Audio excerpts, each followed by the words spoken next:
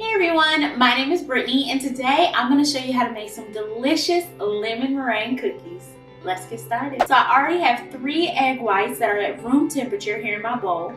I'm going to go ahead and start whisking these until they get nice and bubbly and start to foam. Now I'm going to increase the speed gradually up to high from medium.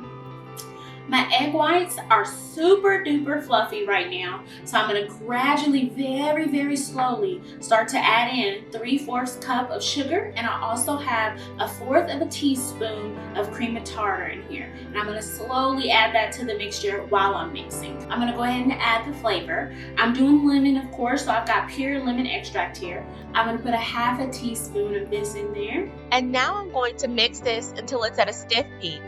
And there you go, we're at a stiff.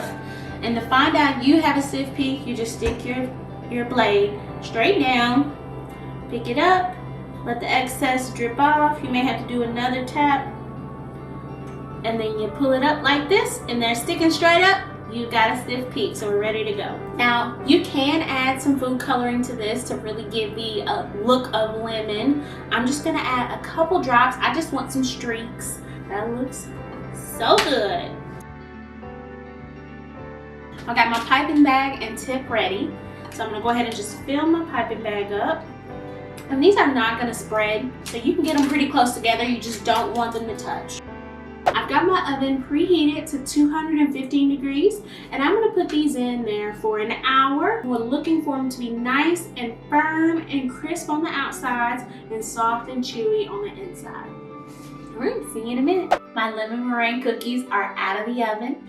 They baked for 1 hour in the oven at 215 degrees, and I let them cool completely inside the oven once that hour was done. So you just pop off the oven, leave them inside, and let them come down, and it will make a nice crunchy outside and a beautifully chewy inside, and they taste just like lemon.